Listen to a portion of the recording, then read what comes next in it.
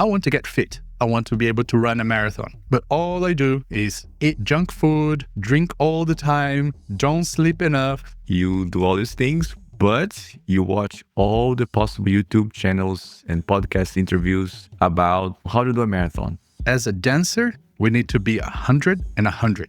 And together, we make this new 100%. I think one of the greatest skills of a social dancer is their ability to adapt. How can I be happy at the same time as making my partner happy? And I think we all feel in the body when there's something off. In the end, is what do you do with that? Do you blame the other person?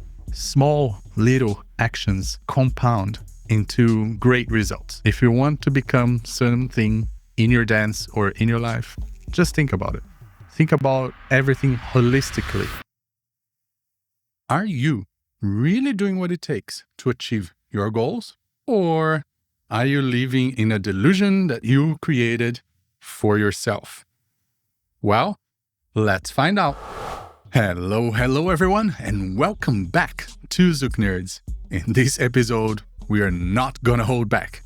Guy and I want to share some of the ways that we have seen people sabotaging their own ways. But we don't know what we don't know, right? Well, let's get a reality check and discover if you're living a delusion or walking the walk. So, let's go.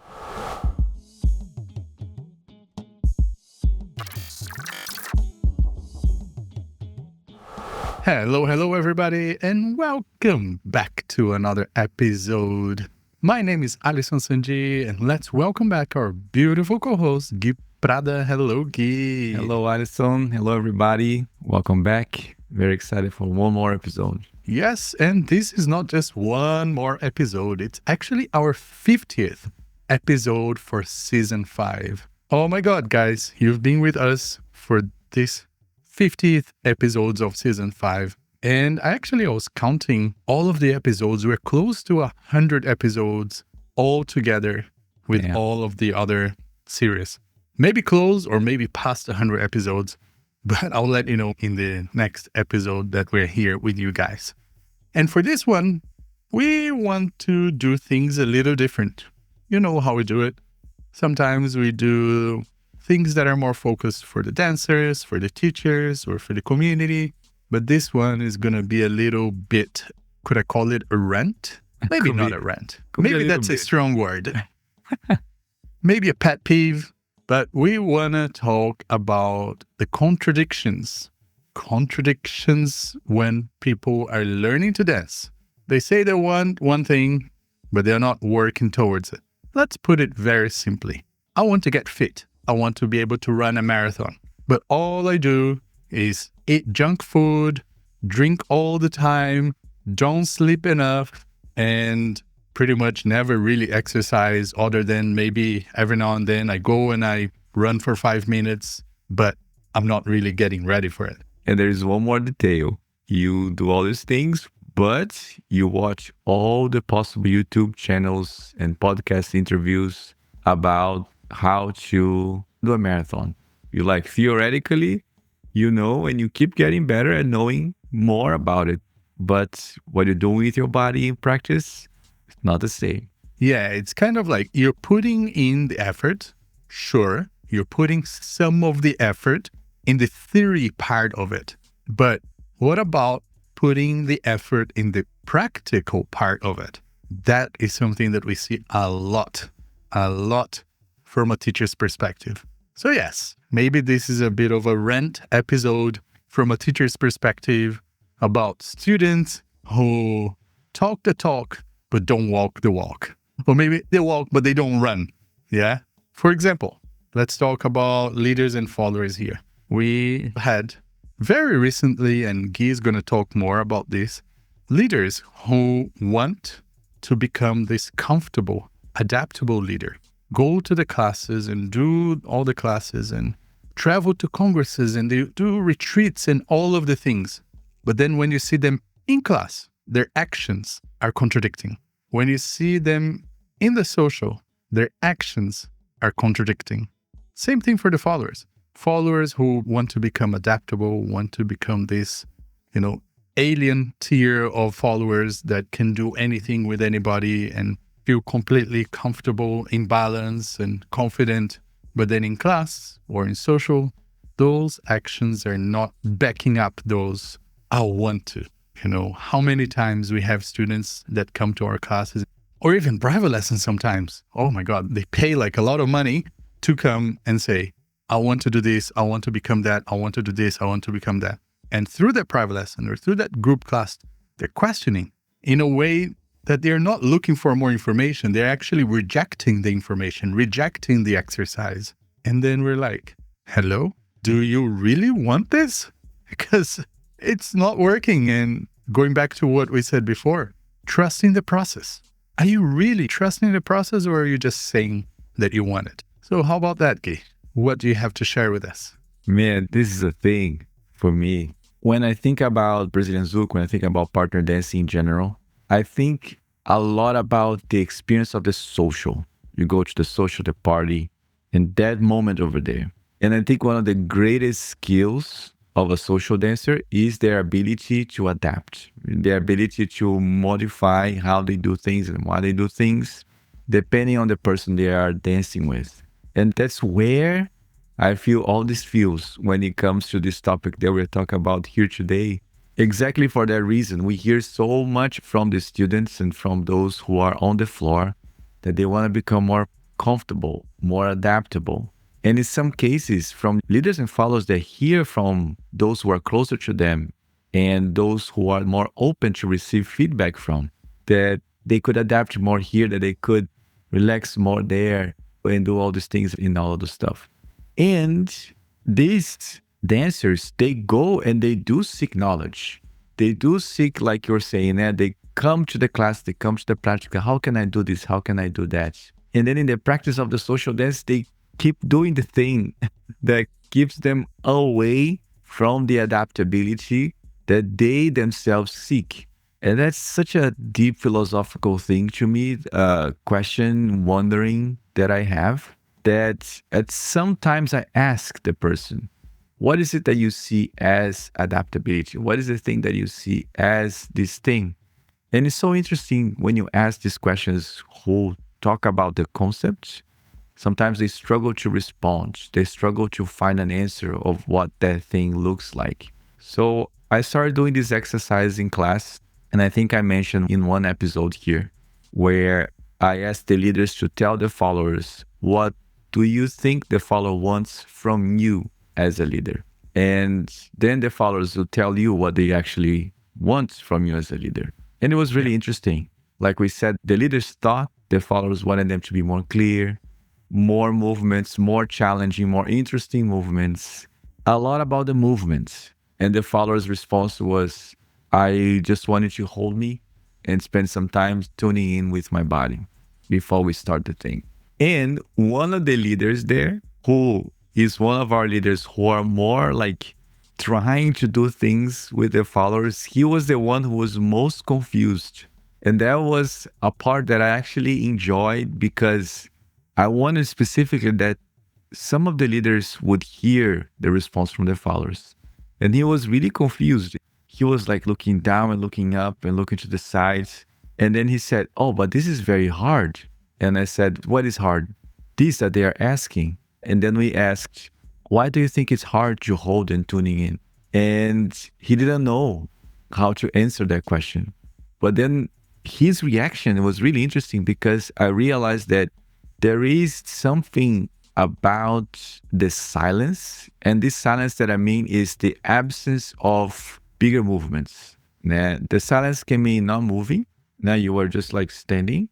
But the silence can mean subtle movements, weight transfers, a little bit of walk.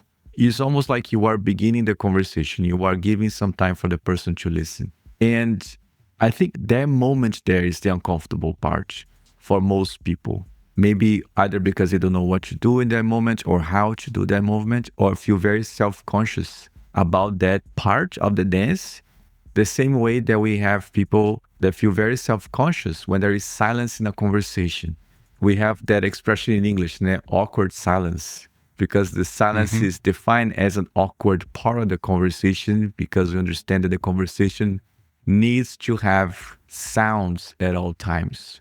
And when I do my communications trainings and courses, we learn so much about the power of silence, the power of pauses.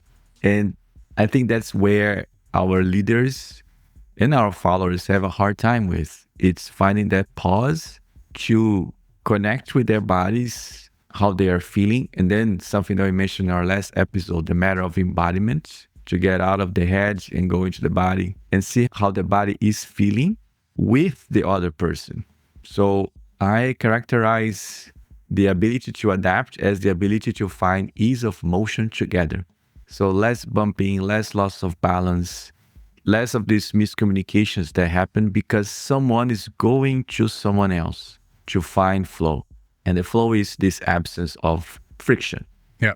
And noticing that when I think about this with a more forgiving mind, with a mind that is more open to see what is the issue that is happening with this human being right here in front of me. When it comes to adaptability, a lot of it, I think it comes from the fear of the silence or the uncomfort with the absence of something that they think is the thing of the dance, which is like moving around and doing stuff, you know? Yeah. There's so much more to talk about this, but I think this is the starting point for me when I think about adaptability. For leaders, more specifically, that I mentioned this example of the leaders in class. And there's also like the part of the followers too, of course. Yes, I think it all boils down to how I like to explain connection, and not just connection like leverage, compression, and that sort of thing, but connection and interaction between the two bodies.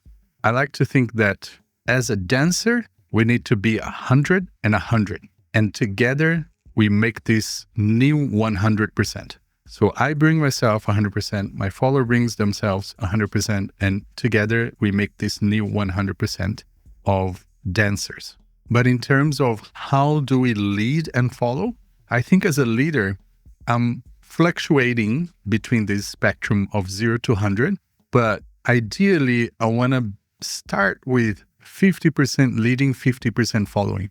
So I am saying things and then listening to the response. Saying things and then listening to the response.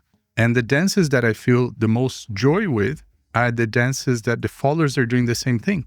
They're listening, they're responding. They're listening, they're responding. They are not just listening and not responding. They're actually leading their body. They're doing things. They're expressing themselves as a response to something that I said. So like a natural conversation. It's back and forth, instead of just leader saying in a lecture type of way, and the followers just listening and executing. For those type of leaders that want to become adaptable and those followers that want to become adaptable, I think that's something to start to think about. And yes, I'm not saying that I'm 50-50 all the time.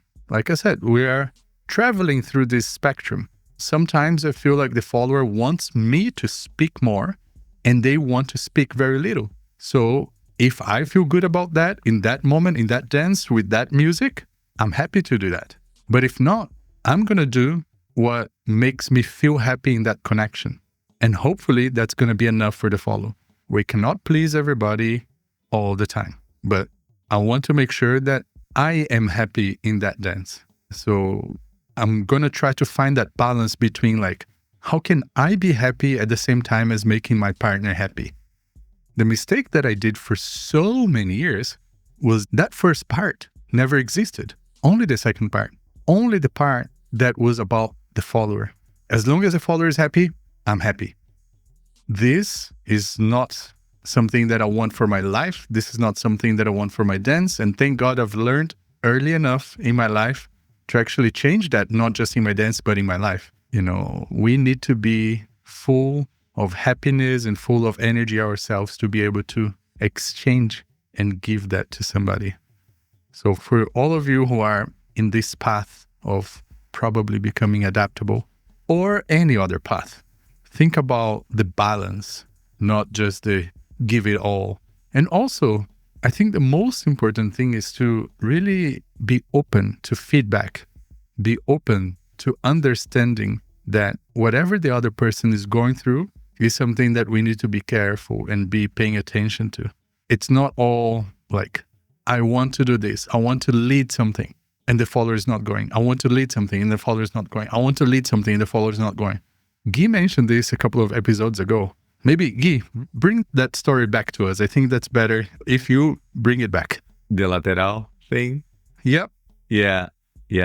In class, that happened that I was watching them dancing and the leader, he was doing like a movement and then he ended in the other side of the track, on the side that is not the lateral side, where the traveling leg of the follower is opposite to them. And he tried lateral 1 time, 2 times, 3 times. As he was trying lateral for his 3rd time, I started walking towards him 4 times. And then when I got to him, he was still trying lateral.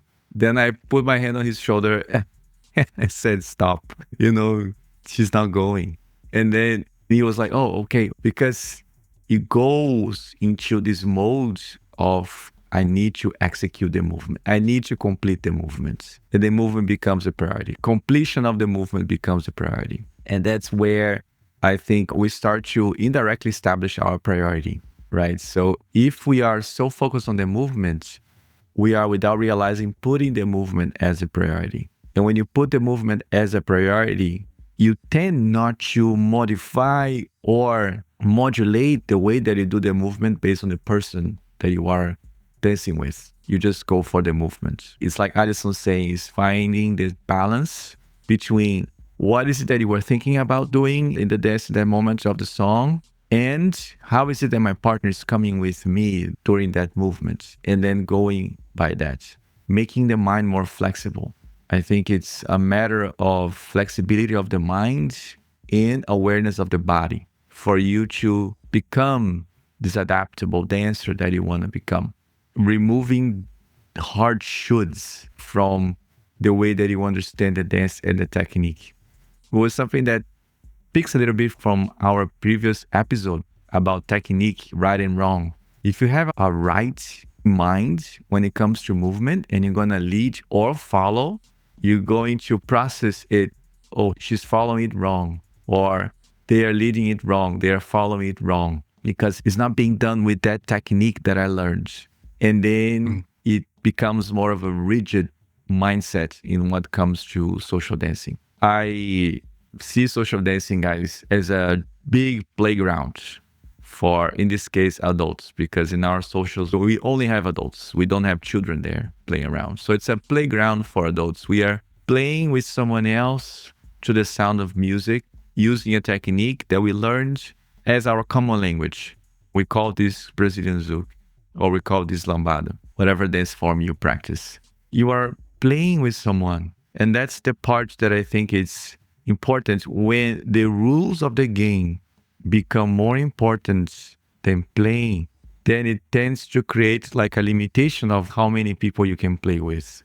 We have common rules. Now we have this understanding. We want to stay on the rhythm. Yeah, we want to keep stepping to the timing. We understand the basic movements, the basic forms and shapes. After a certain level of complexity, we start to find more level variation. Up to a certain point, we can all stay sort of together, because somebody who is starting, they're learning that core family of movements. So up to that point, we can all stay. Past that point, we need to start gauging. And the leader is going to gauge how far they can go in terms of complexity of movement with the follower. And I think the follower will gauge how the leader is leading them into certain things and what they can actually lead on them. Because sometimes the leaders go wanting to lead stuff that they haven't properly learned yet. So they just do things, and the followers who are more aware can adapt to that situation and maybe do something else or do it differently. I remember several situations in my journey. I was dancing with a follower, of course, and remembering having such a hard time to do almost anything with that follower, because I think they were waiting for me to lead in a very specific way. And because I was not leading in that specific way, they would not go, And I was having this conversation with a friend here in DC that she was wanting more tension, like muscle engagement and more tension on the body to understand a movement or to go through a movement. And then I asked her, do you only understand when there is more tension and more engagement, or you still understand when there is less? And then she says, no, I understand when there is less. And then I asked, but in the social, would you go? Would you follow with this less, but still, you still understood? Would you still stay or go?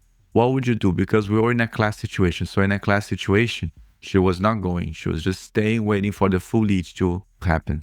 And then she says, in the social, it depends. But sometimes I don't go even in the social. And that's the thing that I keep thinking, how much that impacts your experience if you only follow or lead when you give or receive a very specific input.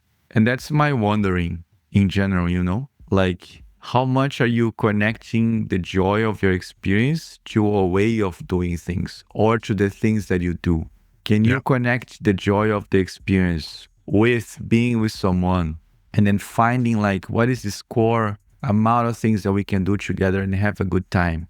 That has been always my wondering. And to finish my part here, we talked about the guy who was leading lateral, né? And there is this other situation as well in which a leader came to me to ask about adaptability, something that they have been thinking about for a long time, have heard from their followers, doesn't know exactly what to do. And then we had this long conversation. I saw him having a long conversation with another teacher. Then later on, I watched this person dance. And basically what happened is that they were going through the motions, just doing stuff. And then I could see that the follower was having a hard time to keep up with them.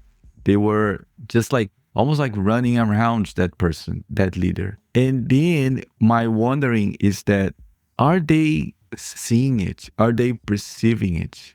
And my conclusion is, I don't think they are perceiving. I don't think they are noticing that the follower dancing with them is not going, is not with them. And that's a conversation that I want to have with this person after we finish everything, after we finish all the work, so I can tell what I saw, because I said, I'm going to observe, I'm going to watch, and I'll let you know later. And I'll let them know later. But there was something that I got really fascinated by, is the example that we were talking about, the marathon first. Knows what to do, heard what needs to be done, watched all the podcasts, talked to all the professionals, got all the consulting done. Yeah. In theory, it understands, but I don't think it is perceiving on the body that is not happy. I don't think it is perceiving that ease of motion that I was talking about didn't arrive yet. And that, in the end, for me, is the greatest measures, is the greatest way to know. Is noticing your body, which comes back to the matter of embodiment once again. And I remember this very, very shocking reality for me when I was in Brazil once with a previous dance partner called Audrey that I used to dance with between 2016 and 2010. And we went to São Paulo and to Rio. So imagine us in São Paulo and Rio at the socials, having fun, dancing with everybody. And both of us had completely different experiences in different places. So I initially trained mostly in Rio style of Brazilian Zouk. What is Rio style? Well, it's the style that people were dancing in Rio at that time. I wasn't very trained or experienced with the way that people were dancing in São Paulo. So when I went to Rio, I felt very comfortable. I felt like I was able to connect and to dance with a lot of people. But my dance partner felt like, oh my God, the leaders here are crazy. I don't know what to do. I don't know what they're doing. They're just going. And then we went to São Paulo. And she was like, oh my God, I love the leaders in São Paulo. Oh my God, I love the leaders in São Paulo. And I was having the hardest time dancing with the followers in São Paulo back then, okay, in 10 plus years ago. We're talking about a long time ago. Now I think everything is very different. But the reason why she was having such an easier time to dance in São Paulo was because the leaders were way more adaptable. Because the leaders, they were salsa dancers, they were lambada dancers, they were zouk dancers, they were everything dancers. And in Sao Paulo, the followers were way more expressive. They were dancing a lot in their own body. Whereas in Rio, they were more on the follower receiving side. In Sao Paulo, they were on the follower expressive side. So for her, she was having more time for herself as a follower. But for me, I was having all of this expression of musicality or movement that I was not used to in the followers that I'm used to dancing. So I'm leading something and the follower does something and I'm like, oh, am I supposed to wait? Am I supposed to go? What am I supposed to do here? So such a contradicting way of expressing or experiencing the same thing from different roles in different cities. It's just like, for me, incredible. It's more of a story that I wanted to share in relation to what you're saying, Ki. Not necessarily a point, but there's no right or wrong there. It's just, it is what it is. It's what I was used to. So then I had to take that as notes of my learning and think, okay, I need to be able to dance with followers who do that. So then I had to go back to training and think, okay, I'm not at the level that I thought I was with every follow. I just found this challenge. So now this challenge is something to work towards. Not just, well, that's wrong, I don't like it. You know, we always talk here at ZoukNerds to stay curious, to be a student, forever student, beginner mindset forever. So then we can learn more and we can achieve the things that we want to achieve. Like I always want to be the most comfortable and adaptable to whoever I dance with, whether I'm dancing as a follower or dancing as a leader. Well, except the moments where the music takes over my body. And if I'm dancing with somebody that I feel comfortable enough, I will say, I'm sorry, I love this song. And I think I'm going to lose my cool. I'm going to lose my mind. Are you okay with that? They're like, come on, let's go. And I'm like, okay, cool. And then I lose myself. And then I come back. The song ends and I'm like, okay, sorry, I'm back.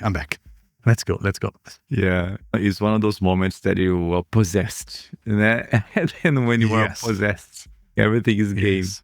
Oh, I have seen Guy possessed. Last time I saw Guy possessed was in Taiwan Zouk Festival earlier this year. I was possessed, guys. Bro. Luckily, I was dancing with people that I know, that I trust, because we went crazy. Yes. It was really good. It was actually the last time I felt like in a state of flow, dancing to kind of crazy stuff, It was super, super amazing. And this thing that you mentioned, Alisson, of going to São Paulo and dancing with people there, that like all these years ago, something that I experienced like a couple of years ago, and a wake-up call in a way that was similar to you. I have to train this thing here. I have to train dancing using this body, using this way. Because what happened to us, and I think is the point that we were making before, is we noticed the friction. We felt in our bodies, something is off. What is it that is off? And then the curiosity took us to go back to the body and train the body so we can reach ease of motion with that way of moving, with that way of dancing. And I think that's it in the end of the day. If you are having a hard time adapting to a certain person or even adapt to a whole group of dancers from a different place, it's an invitation, I think, for us to go back and train your body to be able to communicate in that way and reduce the friction. It might be the case that you will realize, man, this is really not for me. I really don't like dancing this way. It's not my jam. Amazing. That works as well. That happened to me many, many years ago. And I think I mentioned another episode, again, almost 100 episodes. And so stuff has been mentioned before and before, time and time again. But this moment that I was so much in the Jaime Rocha studio and I went outside for the first time, danced with people like, oh my God, I couldn't dance to the speed of the song that they were playing, the other socials. There was a lot of stuff I couldn't do comfortably. It felt so strange because the friction was too high. The friction in the speed of the song, the friction in the way that we use the technique. And I'm not talking about Zouk only, I'm talking about all the other Brazilian partner dances. including forró, which is the easiest of them all. I remember I learned forró properly in the studio, and then I started going to forró socials, forró parties in Rio, in Lapa. Couldn't dance, could not dance. It was extremely uncomfortable. I don't know what I was doing. And then I went back to the studio. I was like, guys, what the hell? I couldn't dance at all. And then I learned that we were learning more forró in shot, which is slow version of forró. And then in forró parties, shot is played like 5% of the time. So all the other time is rastapé, is baião, which are variations of forró music who are faster. I didn't have the vocabulary, I didn't have the movements. The embrace was not the same. It was everything was different. But again, felt in the body. And I think we all feel in the body when there's something off. In the end, is what do you do with that? Do you blame the other person? Oh, they're not able to do this thing the right way or the way that I do? Or do you like, okay, how can I learn that? And then go dance with them again and see what happens. And I think that's what happens to us in São Paulo. I was talking about that in the course that I did this weekend, exactly about this example of going to São Paulo and realized there was a little difference between grounding step and traveling step, between the chick and the tum from people in São Paulo and from me. For me, I would transition faster through the traveling step. And then in São Paulo, I noticed that they were staying a little longer on the ground step. Nothing major, but I felt this little glitch that would pile up over time. They would just like roll over time. And then these small discomforts that I felt, I didn't know exactly what it was. And then I realized, oh, there's a difference in the weight transfer. So I want to learn how to do that. So, I think we can give so many more examples of things that we have faced about this matter of adaptability. In the end, though, invitation to go back to a room with somebody and let's train. Let's see how we can adapt my technique, the way that I do things, to this way of doing things, so I can talk and play with more people, Yeah, and what if you don't know what you don't know? Yeah. What if you're not aware of all of those things that are happening in your dance? Well, here's another invitation. Ask people. Ask your friends. Ask people that you dance with somewhere else. Maybe ask them when you go to a weekend or when you go to a congress, after a dance, ask them, hey, can I ask you a question? Would you mind sharing something that you liked about my dancing? You don't necessarily have to ask somebody and make them uncomfortable or possibly uncomfortable and ask them, hey, can you tell me something that you dislike about my dancing? No, I mean, like, maybe if you have a longer conversation, you can get to that point, but maybe you can ask them, hey, can you tell me something that you liked about my dancing with you? And they might say, oh, I love your musicality. That was really nice. I enjoyed it a lot. You play with the music so much. Great, great, great. And then if they ask you back, you can share, can start that conversation. And then perhaps you can get to the point and say, look, I really want to become a very comfortable dancer. I really want to become a very expressive dancer. I want to become ... whatever you want to become. Would you mind maybe sharing something that you think I could do better to get to that point? Bro, for me, one thing that is true is that everyone's opinion counts. Everyone's opinion. Small example here. When I was doing a lot of choreographies and competition and performing everywhere, I used to always have a recording of my choreography and send to people that are not dancers, or send to people that are not Zoukers or Brazilian dancers. I just send to them and say, hey, this is like a little preview of my next choreography. I would love to know what you think about it. And the person from salsa would say something, the person from tango would say something, my family would say something completely different. All of the opinions were completely contradicting at times, but they were valuable opinions because they were the truth for those people. Oh, I thought your choreography was too fast. Oh, I thought your choreography was too slow. Same choreography, two different people saying completely different things. And I've shared before that I had problems with understanding how to connect because some followers would tell me I was too light. The other ones would tell me that I was too firm. Others would tell me that I was too precise. Others would tell me that because I was too precise, it wasn't fun for them because they felt like they couldn't do anything other than follow me. And the list goes on. I think in the end of the day, with this episode and this conversation, what we're trying to achieve is a way that we can think about achieving and creating a path towards the goals that we want by the actions that we're taking on each day and every time we do something about it. If you want to run a marathon, if you want to get fit, okay, maybe look at your fridge. Just open your fridge and look at it. Think about it. Would a marathoner, somebody fit like the person that I want to become, have all of those things in the fridge? Think about it. If you don't know, you've got AI nowadays. Take photos of it and just ask the AI, are those things good for me if I want to become fit and run a marathon? Use something about it. And then think about your sleep schedule. Think about how many steps you do a day, how many times you go for a run every week, how many times you take the elevator instead of the stairs, how many times you take the escalator instead of the stairs. Small, little actions, they compound into great results. So if you want to become something in your dance or in your life, just think about it.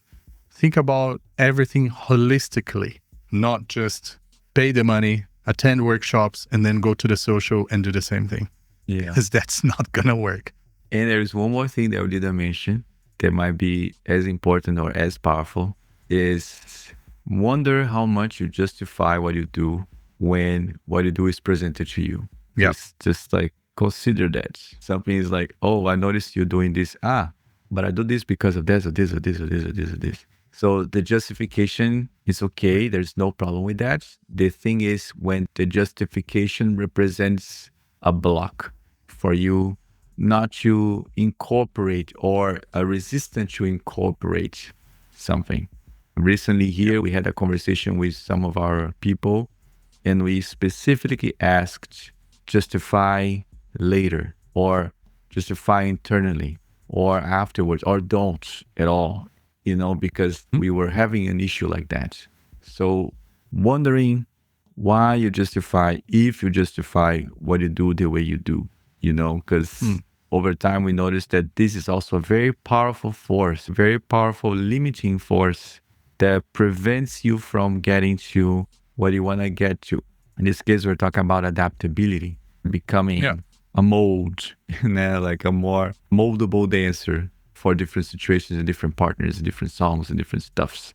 So just like wondering that, how much you are justifying what you do every time something is presented to you. Exactly. And with that, I think this is a great summary. And hopefully our pet peeve in our rant of an episode was nothing too bad. And you guys understand where we're coming from. So once again, thank you for being here. Please don't forget to continue supporting us by following, sharing, liking, and doing all the things in the social platforms to help us create more and more and more. And we're going to keep doing that for you. And if you have any other questions, comments, suggestions for new episodes, our inboxes are open, especially for anybody who wants more about anything of the episodes that you've listened to. Please let us know and we will be approaching them. We'll come back here and talk about it. And for now, we'll see you on the next one. Thank you for being here. Beijos, beijos, abraços, and ciao, everybody. Bye, everyone.